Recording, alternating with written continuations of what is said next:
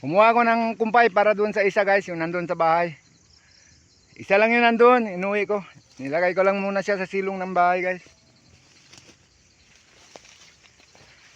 Yung apat, inilalabas ko lang sila sa araw para makakain sila ng maayos dito sa labas. Pero itinatali ko rin sila guys.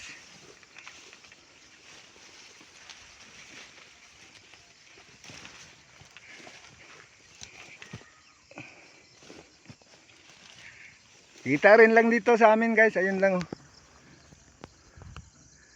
Yan, may mga bahay dyan, dyan lang yun sa mayamin.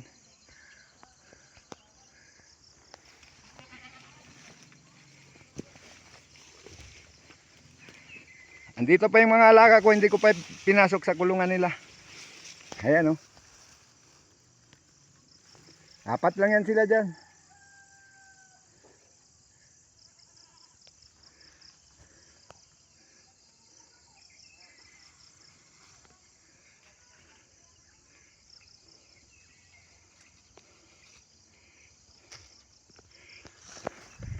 Hanggang dito na lang muna guys, ipasok ko muna sila sa kulungan.